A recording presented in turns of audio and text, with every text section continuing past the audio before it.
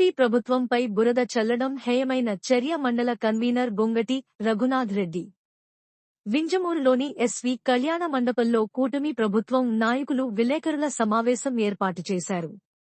ఈ సందర్భంగా మండల కన్వీనర్ గొంగటి రఘునాథ్ రెడ్డి మాట్లాడుతూ, నిన్న వైఎస్సార్సీపీ నాయకులు కూటమి ప్రభుత్వంపై మాట్లాడిన మాటలు దెయ్యాలు వేదాలు వల్లించినట్టు ఉందని, ప్రభుత్వంపై బురద చల్లడం సరికాదన్నారు.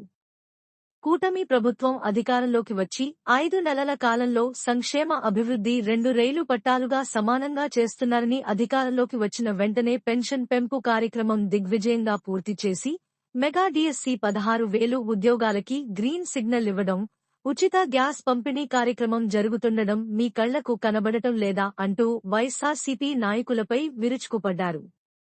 పట్టణ అధ్యక్షులు నాగిరెడ్డి మాట్లాడుతూ, కూటమి ప్రభుత్వంలో పరిశ్రమల ఏర్పాటుకు ప్రత్యేక చొరవ తీసుకుంటున్నట్టు, ఉద్యోగ అవకాశాలు మెండుగా ఉన్నాయని ఆయన పేర్కొన్నారు. కూటమి ప్రభుత్వంపై బురద చల్లితే సహించబోమని ఆయన ధ్వజమెత్తారు. ఈ కార్యక్రమంలో జిల్లా కార్యనిర్వహణ కార్యదర్శి చల్ల వెంకటేశ్వర్లు, గురజాల వెంకటరమణయ్య, జూపల్లి రాజారావు, సుబ్బారెడ్డి, వెంకటేశ్వర్లు, వాసు తదితరులు పాల్గొన్నారు. మండల జెడ్పీటీ సభ్యులు బాలకృష్ణారెడ్డి గారు మరియు మాజీ వార్డు మెంబర్ అనుకుంటాను ఆయన మద్దూరు బాలకృష్ణారెడ్డి గారు, ఆయన కలిగిరి మండల కన్వీనర్ రవీంద్రారెడ్డి గారు, వీళ్ళు వింజమూరులో ఒక ప్రెస్ మీట్ పెట్టి చంద్రబాబు నాయుడు గారు ఏదో విద్యుత్ ఛార్జీలు పెంచుతున్నారని చెప్పి, ఆయన మాట ఇచ్చాడు, మాట తప్పుతున్నాడని చెప్పి దాని మీద ఒక పెద్ద ప్రెస్ మీట్ ఇచ్చారు. నేను ఒకటే చెప్తున్నాను, బుద్ధున్న ఎవడైనా ఒకటి అర్థం చేసుకోవాలి. ఒక ఈఆర్సీ ఎలక్ట్రిసిటీ రెగ్యులేటరీ కమిషన్ అని ఒకటి ఉంటుంది, అది నిర్ణయిస్తుంది విద్యుత్ ఛార్జీలని. డిస్కమ్లు ట్రాన్స్కోకి ఇస్తే ట్రాన్స్కో వాళ్ళకి ప్రపోజల్స్ పెడితే ఆ ప్రపోజల్స్ని ఈఆర్సీ వాళ్ళు ఎలక్ట్రిసిటీ రెగ్యులేటరీ కమిషన్ వాళ్ళు దాన్ని పరిశీలించి చేస్తారు. 3 నెలల సమయంలో జరిగింది కాదు ఇది. 2023లోనే 15,000 కోట్ల రూపాయలకు కూడా ఇవన్నీ జగన్మోహన్ రెడ్డి గారు చేసిన మోసాలతో ఆయన పీపీఎల్ను రద్దు చేసుకోబట్టి, ఆ రోజు చంద్రబాబు నాయుడు గారు తీసుకున్న 7,000 మెగావాట్ల విద్యుత్తుని రద్దు చేసి ఈరోజు ఈ అభాగ్యంగా పాలు చేసిన ఘనత ఆ జగన్మోహన్ రెడ్డి ప్రభుత్వానిదే.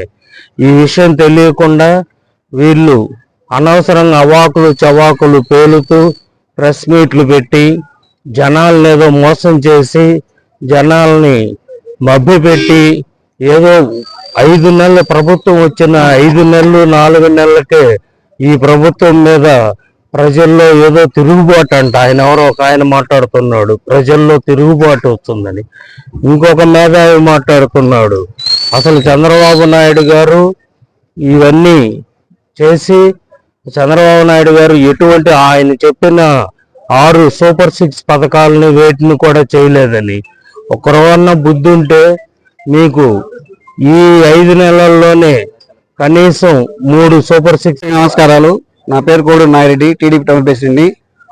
నిన్న వైఎస్ఆర్సీపీ వాళ్ళు ప్రెస్ మీట్ పెట్టారు. అందులో ముఖ్యంగా సూపర్ 6 పథకాల గురించి మాట్లాడారు.